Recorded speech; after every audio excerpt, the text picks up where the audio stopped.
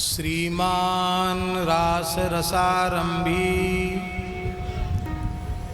बंसी बट तटस्थितः करसन वेणुस्वनैर्गोपी गोपीनाथ श्रियेस्तु नः नीलाचल निवासाय नित्याय परमात्मने बलभद्र सुभद्राभ्यां जगन्नाथाय ते नमः। भक्त भक्ति भगवंत गुरु चतुर नाम बपुए इनके पद वंदन किए नाशे विघ्न अनेक। जय जगन्नाथ जय बलदेव जय जगन्नाथ जय बलदेव जय जगन्नाथ जय बलदेव जय जगन्नाथ जय बलदेव जय सुभद्रा नीलाचल धाम जय सुभद्रा जय नीलाचल धाम जय जगन्नाथ जय बलदेव जय जगन्नाथ जय बलदेव जय सुभद्रा जय नीलाचल जय सुभद्रा जय नीलाचल धाम जय जगन्नाथ जय बलदेव जय जगन्नाथ जय बलदेव जय सुभद्रा जय नीलाचल धाम जय सुभद्रा जय नीलाचल धाम जय जगन्नाथ जय बलदेव जय जगन्नाथ जय बलदेव जय सुभद्रा जय नीलाचल धाम जय सुभद्रा जय नीलाचल धाम श्री जगन्नाथ महाप्रभु की जय हो श्री बलभद्र महाप्रभु की जय हो श्री सुभद्रा देवी की जय हो श्री सुदर्शन चक्र भगवान की जय हो श्री श्री गोपीनाथ जी महाराज की जय हो श्री मोहिनी बिहारिणी बिहारी जी महाराज की जय हो श्रीमद कुंज बिहारिणी बिहारी जी महाराज की जय हो श्री अनन्य रसिक द्रपति श्री स्वामी जी महाराज की जय हो श्री रेवासा धाम की जय हो श्री जानकी नाथ भगवान की जय हो श्री चंद्रकलावतार परम रसिकाचार्य श्रीमद स्वामी अग्रदेवाचार्य जी महाराज की जय हो साकेतवासी श्री स्वामी राघवाचार्य जी महाराज की जय हो श्री जगन्नाथ रथ यात्रा महामहोत्सव की जय हो सब संतन की जय हो भक्तमाल कथा महामहोत्सव की जय हो जय जय श्री राधे जय जय श्री सीताराम हर हर महादेव। हरिशरणम श्री राधा गोपीनाथ प्रभु की मधुराति मधुर अत्यंत दिव्य झांकी का दर्शन करके ऐसा लगा मानो हम वृंदावन में ही गोपीनाथ जी के सामने खड़े हैं। दर्शन करके मन बहुत प्रसन्न हुआ। प्रवेश के समय तो लगता था कि बिना दर्शन के जाना पड़ेगा, इतनी धक्का मुक्की, इतनी भीड़। उचित यह होता है कि सब लोग बैठ के कथा सुनते, एक कोई व्यक्ति जाकर के आराम से ऊपर तक ले आते।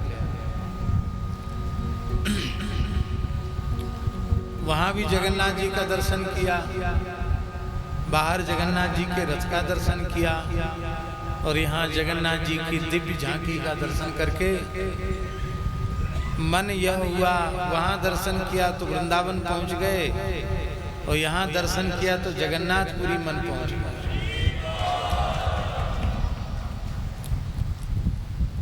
वैसे सभी भगवत स्वरूप नित्य हैं, सभी भगवत धाम नित्य हैं, और सभी लीलाएं नित्य हैं। फिर भी हमारे महापुरुषों ने अनुसंधान किया है, सतयुग का धाम बद्रिकाश्रम, त्रेता का धाम श्रीरंगम रामेश्वरम, द्वापर का धाम द्वारिका, और कलयुग का धाम श्री जगन्नाथ। चार धाम में से केवल जगन्नाथ धाम के ठाकुर जगन्नाथ जी ही ऐसे हैं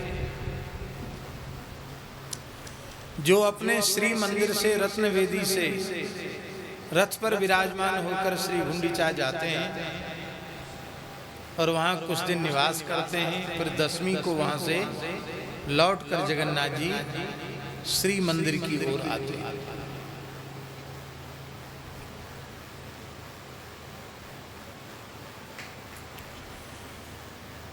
रथस्थम केशवं दृष्ट्वा सर्व पापैः प्रमुच्यते।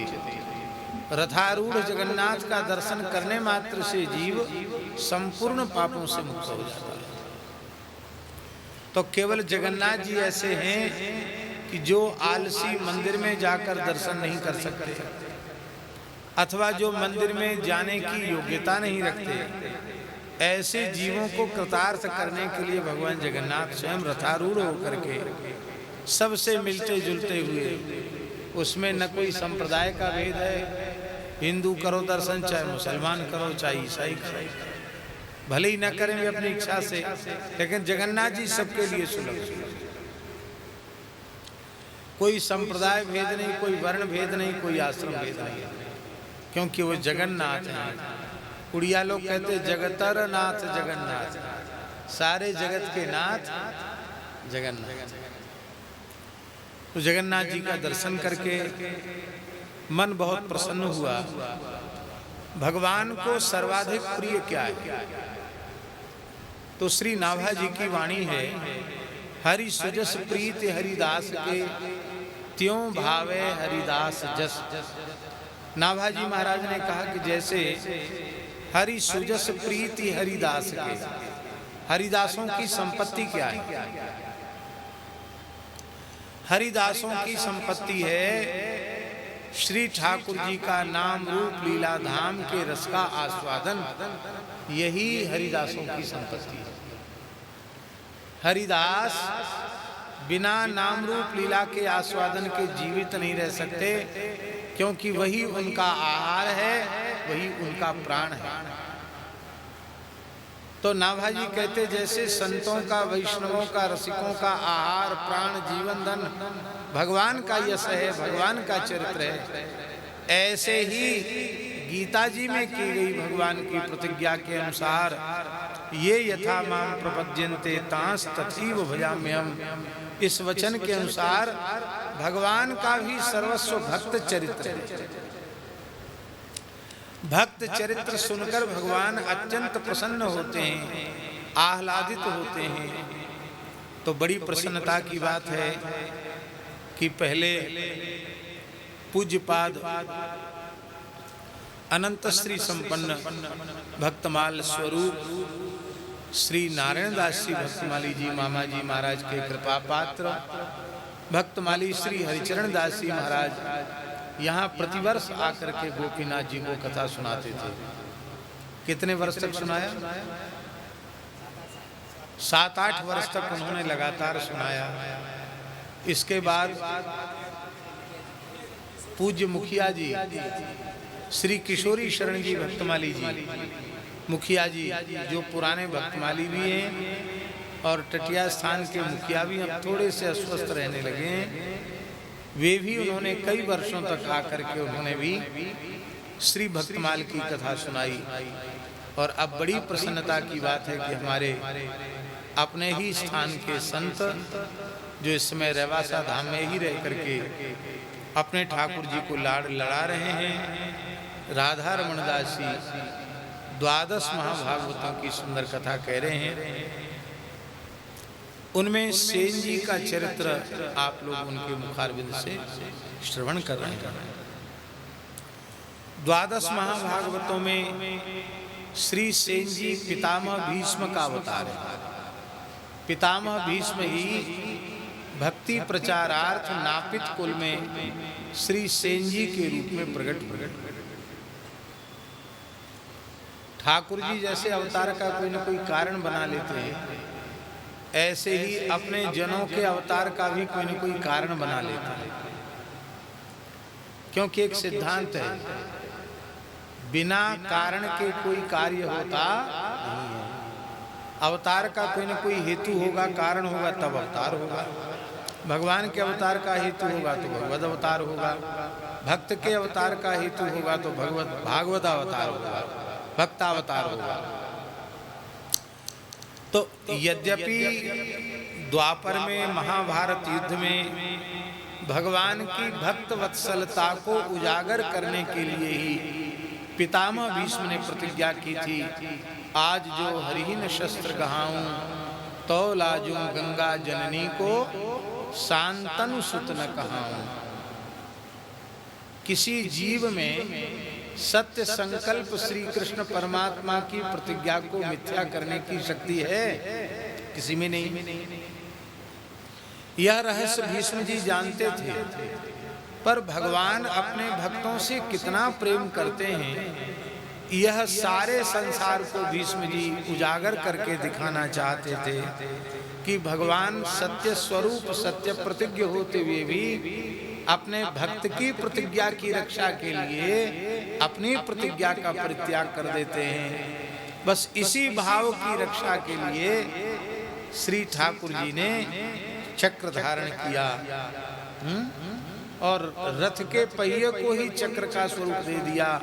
स्वनिगममपहाय मत प्रतिज्ञाम ऋतमधिकर्तुमवप्लुतो रथस्थः धृतरथ चरणोभ्ययात् चलद्गुरु हरिर्वहन्तिमिवं गतोत्तरीया।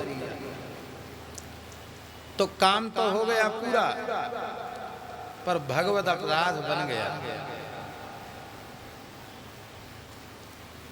क्योंकि भगवान के वचन को मेटना, भगवान की प्रतिज्ञा को मेटना, सेवक स्वामी के वचन को मेट कर अपने वचन को मनवावे तो स्वामी के प्रति अपराध बन गया। इष्ट का वचन नहीं रहा, भक्त का वचन रह गया, तो उपास्य के प्रति, इष्ट के प्रति, आराध्य के प्रति, अपने परमाराध्य के प्रति अपराध बना। तो उस अपराध का प्रायश्चित क्या है? बहुत ध्यान से सुने, बड़े रहस्य की बात है।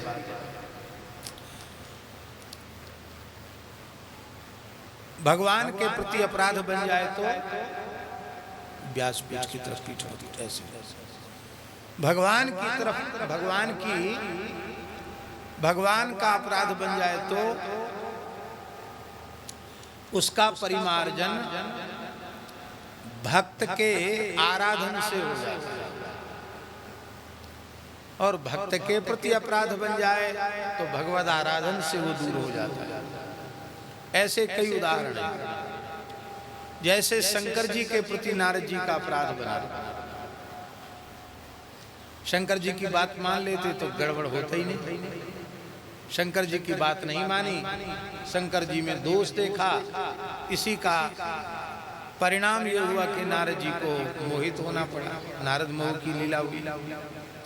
तो भगवान से जब उन्होंने पूछा कि मेरे पाप का क्या प्रायश्चित है, तब भगवान ने कहा जपहु जाय शंकर सतनामा, शंकर जी के सतनाम का पाठ करो, क्योंकि भगवत अपराध बना है तो भक्त के नाम स्मरण से दूर होगा। तो भगवान के प्रति जो भीष्म का अपराध बना था वो संतों की सेवा से दूर होगा। तो चारों वर्णों में सबसे सुंदर सेवा करने वाला वर्ण कौन है? शूद्र। और शूद्र वर्ण में भी नापित तो सेवा में सिद्धहस्त होते हैं। इसलिए ब्राह्मणों के यहाँ शरीर की सेवा का काम, बालों की कटाई छटाई का काम, शरीर को ओटन लगाना, मालिश करना, दबाना, ये सारे काम में नाई सिद्धहस्त होते हैं। तो संतों की सेवा करनी है, तो संतों की सेवा करने के भावना के कारण भीष्म जी एक अंश से बांधवगढ़ में नापित कुल में प्रकट हुए और ऐसी साधु सेवा की, ऐसी साधु सेवा की, ऐसी साधु सेवा की कि घर में संत आ गए, संतों की सेवा में आओ भगत में लगे रह गए। और बांधवगढ़ के राजा के यहाँ ड्यूटी देना पड़ती थी, उसको मालिश करते थे, उसको थोड़ा तेल लगा के मालिश करके फिर उसको दबा करके ठीक करते थे। आज नहीं गए तो स्वयं श्री रघुनाथ जी सेन जी का स्वरूप धारण करके तादृश वैते ही काल भूप को तेल लगाए। अब आज भगवान के श्रीअंग का स्पर्श हो रहा था तो बार बार रोमांच हो जाता।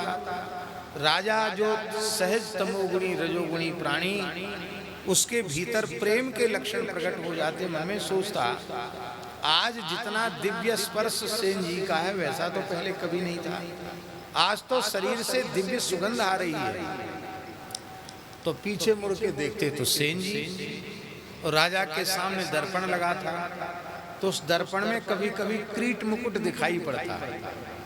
तो उसको लगता है अरे क्रीट मुकुट कहाँ से, इतना प्रकाश कहाँ से? तो फिर मुड़ के देखता तो श्री ठाकुर सेन जी, ठाकुर जी तो सेवा करके चले गए। आज तो राजा को कितना आनंद मिला होगा इसका वाणी से वर्णन नहीं किया जा सकता।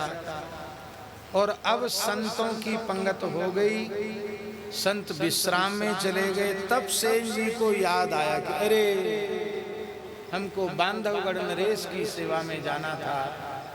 राजा बहुत उग्र प्रकृति के हैं, पता नहीं मेरे साथ क्या व्यवहार होगा। तो कांपते हुए सेन जी अपनी पेटी लेकर के, मालिश वालिश वाली नाई वाली पेटी लेके पहुंचे। तो बांधवगढ़ नरेश ने कहा अरे आप द्वारा क्यों आए, द्वारा कष्ट क्यों किया? तो सेन जी ने समझा कि हमको व्यंग कर रहा है राजा, हम आए नहीं, इसलिए कहता द्वारा क्यों आए? बोले महाराज आप हमारे अन्नदाता हो, राजा हो, आप कोप मत करना, हम साधुओं की सेवा में लगे रह गए, हम तो आए। बोले नहीं, बिल्कुल नहीं, आप आए, मैं झूठ नहीं बोलता। नहीं नहीं भगवान आप परिहास न करें, मैं तो आज आया ही नहीं, अपराध की क्षमा याचना कराने के लिए आया हूं। इतना सुनती राजा समझ गया कि सेन जी भक्तराज हैं, स्वयं इनके इष्ट श्री रघुनाथ जी ने आज इनका रूप धारण करके हमें धन्य किया है। तो राजा सिंहासन से उछल पड़ा और अपने मुकुट को उतारकर सेन जी के चरणों में रख दिया, साष्टांग प्रणाम किया और प्रणाम करके कहा कि अब आप हमारे गुरुदेव और मैं आपका शिष्य। नाभाजी लिख रहे हैं उलट राव भयो शिष्य प्रगट परचो जब पायो। ब्राह्मणों ने विरोध किया, अरे तुम नाई के चेला क्यों बन रहे हो? बोले ये नाई नहीं, ये तो मेरे सद्गुरु भगवान हैं। और श्री रामानंदाचार्य भगवान जब राजा ने कहा कि आप यदि हमें नाम नहीं सुनाएंगे, कंठी नहीं बांधेंगे, तो हम अनशन व्रत करके प्राणों का विसर्जन करेंगे। आप चेला मानो ना मानो, हमने तो गुरु आपको मान लिया। तब आप धर्म संकट में पड़े कि राजा अनशन व्रत पर बैठा है, क्या करें।